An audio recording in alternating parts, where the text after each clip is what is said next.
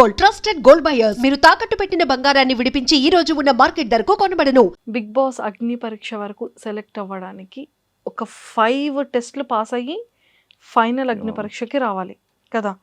అంటే ఆ 5 ప్రాసెస్ ఎలా ఉండేది, అగ్ని పరీక్ష వరకు ఎలా రాగలిగారు? ఓకే. సో బేసికల్ అప్లికేషన్ ప్రాసెస్ వచ్చేసరికి నాకంటే ఎక్కువ డ్రీమ్ యశ్వంత్ నా ఫ్రెండ్ ఉన్నాడు. తనకి డ్రీమ్ ఉండే అది. నాకు ఆల్మోస్ట్ 2 సీజన్స్ నుంచి was back of me, you try వస్తుంది నీకు. నేను ఇది ఎందుకు ఒక్కసారి ఇలా ఇలా యశ్వంత్ అని చెప్పారు కదా, జస్ట్ ఒక్కసారి please. So so he's the one.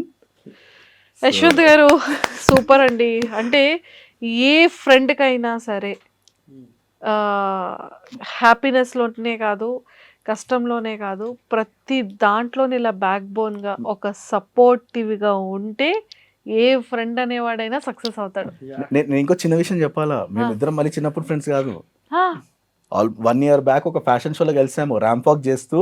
I met him, కలిసి దెన్ మా జర్నీ స్టార్ట్ చేసిన. బ్రో నువ్వు వెళ్ళు బ్రో అని ఆ రోజు చెప్పాడు నాకు, నువ్వు సమ్ ఆరా ఉంది నీలో, నువ్వు చెయ్యి అన్నాడు. నేను అంత పట్టించుకోలేదు, ఆల్రెడీ మనకు బాగానే ఉంది బయట, ఎందుకు వాళ్ళు వెళ్ళి పోటీ పడ్డం ఎందుకని చెప్పి హీ మోటివేటెడ్ మీ. తర్వాత అప్లికేషన్ వచ్చినప్పుడు కూడా బయట అప్లికేషన్ రాలేదు, మన లింక్ రాగానే ఫస్ట్ పంపించాడు. పంపించాక నేను ఒకరోజు డిలే చేశాను, నెక్స్ట్ డే ఫోన్ చేసి ఎందుకు పంపలే.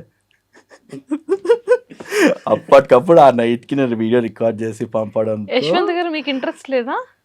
లేదు, అంటే నేను ఆల్రెడీ యాక్టర్ తను యాక్చువల్లీ మూవీస్ ట్రై చేస్తున్నా, ఇంకా నాకు ఇంకా బ్రేక్ రాలేదు. రాలేదు. వచ్చేస్తుంది. ఏంటి అంత విలనా? అలానేం కాదు, ఏదైనా ఏ క్యారెక్టర్ అయినా చేస్తున్నారు.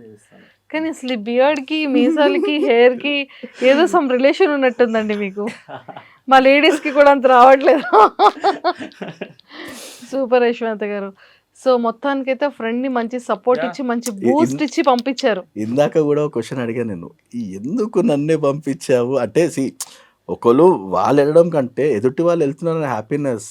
ఇందాక అడిగాను, అడిగితే ఏమన్నాడంటే, పర్లేదు బ్రో, నేను అనుకున్న పర్సన్ లోపలికి వెళ్తున్నప్పుడు అంతకంటే హ్యాపీనెస్ నాకు ఏముంటుంది అని చెప్పి మాట అన్నాడు. సూపర్. అంటే నేను నమ్మిన వ్యక్తి నా మాట విని లోపలికి వెళ్ళి ఈరోజు ఒక ప్లేస్లో ఉన్నాడంటే ఐమ్ వెరీ మచ్ హ్యాపీ అన్నాడు. అంటారు కదా విజయ్ దేవరకొండకి ఆ సినిమాలో రామకృష్ణ గారు అన్నట్టు ఇట్లా అనుకోవచ్చు. అంటే few friends come in your life and they seriously మన క్యాలిబర్ ఉన్నా కూడా గుర్తిస్తారు చూడండి. That is something great, special ఆ విషయంలో. సూపర్. థ్యాంక్ యూ యశ్వంత్ గారు, thank you. So finally Yashwant గారు ఒక మాటకి వాల్యూ ఇచ్చి మీరు కూడా 1 day స్టాప్ చేసిన సెకండ్ డేకి అప్లై చేయాల్సి వచ్చింది, ప్రాసెస్ స్టార్ట్ చేశారు. ఆ తర్వాత ఫస్ట్ నెక్స్ట్ ఏం జరిగింది? సో నెక్స్ట్ ఒకసారి వీడియోలో ఏం చెప్పారు చెప్పరా? ఇది అగ్ని పరీక్ష వీడియో రికార్డ్ అవుతుంది. Ready, 1 2 3 start camera. హాయ్ అండి, నా పేరు అలిగ ప్రసన్న కుమార్. సో నేను బిగ్ బాస్కి ఎందుకు వద్దాం అనుకుంటున్నానంటే, basically it's a biggest platform actually. So అంటే నేను ఇక్కడ కూర్చొని మోటివేట్ చేయడం కంటే నాకు ఒక పెద్ద ప్లాట్ఫామ్ ఉంటే నేను ఇంకా మోటివేట్ చేయవచ్చు అందరినీ. అండ్ ఇంకో బెస్ట్ థింగ్ ఏంటంటే, పీపుల్ విల్ నో అసలు లైఫ్ని అన్నీ ఉన్నా కూడా, అంటే ఎంత చిన్న పెద్ద విషయాలు ఉన్నా కూడా యూ కెన్ సాఫీగా సాగిపోయే జీవితాన్ని కాంప్లికేట్ చేసుకోదు అనేది ఒక పాయింట్. సో అట్లా ఆ బేసిస్లో మాట్లాడాను. ఇంకోటి ఏం మాట్లాడానంటే, వాట్ బిగ్ అంటే బేసికల్ చాలామంది బిగ్ బాస్కి నేను వెళ్ళాలి చేయాలనుకుంటారు కదా. నేను బిగ్ బాస్కి క్వశ్చన్ వేస్తాను బేసికలీ, నన్ను మీరు తీసుకుంటే I think this will be the biggest turn over in a Bigg Boss show. అంటే ఇన్ని రియాలిటీ షోస్ ఉన్నా కూడా మనకు తెలుగు, హిందీ, ఐ మీన్ చాలా చాలా చోట్ల ఉంది. ఒక ఫిజికలీ ఛాలెంజ్ తీసుకోవడం అనేది that's a very big positivity అది. సో అట్లాంటి పర్సన్ నేను, I can give whatever other contestants give అని అట్లా రివర్స్లో I spoke to them and they loved it actually. అంటే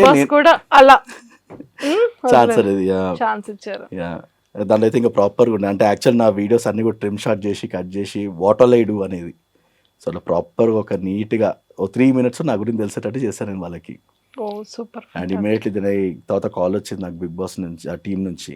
సో జూమ్ కాల్ అయింది అండ్ ఆల్మోస్ట్ జూమ్ కాల్ కూడా almost 40 minutes దాటుతూ పోతుంది, అది ఎక్కడ స్టాప్ ఉండట్లేదు. సో వాళ్ళు ఏ క్వశ్చన్ అడిగినా కూడా I have answer for everything. So దాని తర్వాత గ్రూప్ డిస్కషన్ అయింది. గ్రూప్ డిస్కషన్లో కూడా నేను అలాగ ఉన్నాను, అంటే స్పెషల్గా నేను పోయి ఎనాక్ట్ చేస్తాను ఏం లేదు. ఎందుకంటే when I know that I'm physically strong, mentally strong and అట్లాంటి వచ్చినప్పుడు నాకు అట్లాంటి సిచ్యువేషన్ రావాలి. Then I can prove myself. So చెప్తే కాదు కదా. సో అందుకని దెన్ అక్కడ గ్రూప్ డిస్కషన్లో కూడా ఎంతవరకు ట్రై చేయాలో ఐ డిడ్ మై బెస్ట్.